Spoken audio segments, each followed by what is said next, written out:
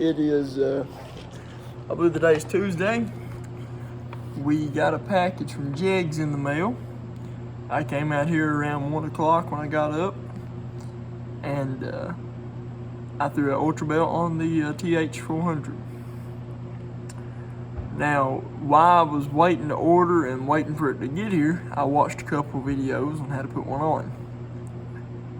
A lot of good videos on YouTube, a lot of bad videos on YouTube. Did I film me putting this on? No, I don't have the first clip of me doing it.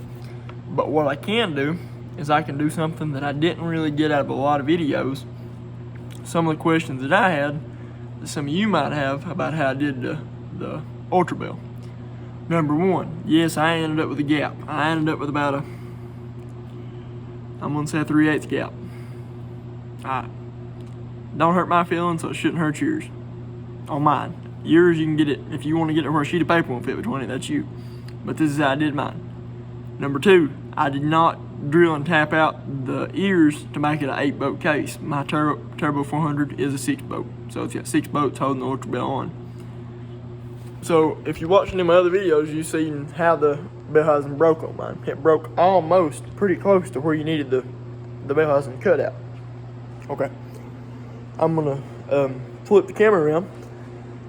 I'm gonna try to do my best to answer at least most of the questions that I had about it.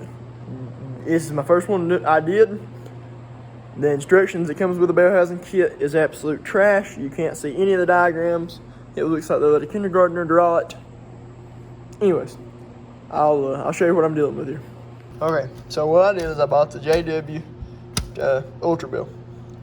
Okay, it comes with this packet of instructions, which, like I said, shows absolutely what I see to be nothing that I need to do this. It don't show where your O-rings are supposed to go. It don't show any of that junk. These are the bolts that come with the longer pump bolts to fit through the case, the new belt housing and the case through the pump. Okay. These are your old ones. These are the ones that came out of the trans factory. So you see there's probably a good inch maybe difference. Okay. Waiting on the filter, so I've still got the pan off. We don't be into there. Maybe a different video me showing what I did in my pan. So what I did was, you can see even my lines aren't straight, any of that. Number one thing you want to do is there's some paws, little nubs that stick out, and the packet actually includes that stick out. You can't see them now, but this case has got to let the belt housing sit pretty well flush against the pump. You see I don't have any gap around where my pump is. I just have a gap between the case and the belt housing. Okay. What I did was, I still have the scrap metal laying here. Take little pieces. You can always take it off, but you can't put it back. I started out with a saw, and I seen that I was about to really cause myself some problems. So I went over to a 7-inch cutoff wheel on a grinder and did it that way. I would get it within a 1/4 inch of being where it needed to be, and take a flat disc, one of the sandy flat discs, 60 grit, and bring it on down to where it needed to be. Okay. With that being said, a mill would be excellent to do this and get it precise and perfect, but you're gonna have dips and waves if you're like me, and just kind of throw it together. Your combination on bolts, I've seen on some of the videos I've watched, it states some bolts need washers, some don't. What I did on mine, all 6 bolts got 1 washer, and on the back side of the belt housing, just as on the front there's a recession for the washer, there's one for the O-ring on the back. Right here's a little O-ring. If you don't put that O-ring back there, it's gonna let fluid leak out of the pump bolt hole through the belt housing, and you'll have a mess. As you can see, I threw it together, did not use them, and I've already got transmission fluid all over my new belt housing. So, another thing you want to do, you want to put red Loctite, and you want to torque them down to 8/10 foot-pounds, or 216 inch-pounds.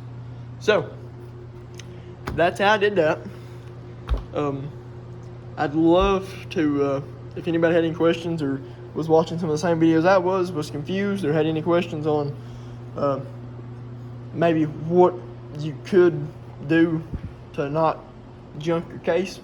You know, I was pretty scared to hack into my only Turbo 400 case, but I believe it turned out okay. It's gonna work.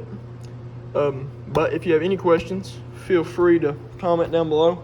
Like I said, this is my first one, but I would love to help somebody out if they were on the fence, or this is something that is easily done with common tools. You could take a $20 Harbor Freight grinder and do exactly what I did here, and that's what I did. I used my DeWalt grinder cutoff wheel and a flat disc. You leave the comments down below. I'll see what I can do to answer them. By no means is this a professional job. By no means is my gap perfect. Will it work? Who knows? But the bell housing's on there. There's no gap. It don't leak. We're waiting on a new filter and gasket, and I'll have this thing through back together and in the truck. Any questions, comment down below. Like, share, subscribe. Appreciate you guys for watching.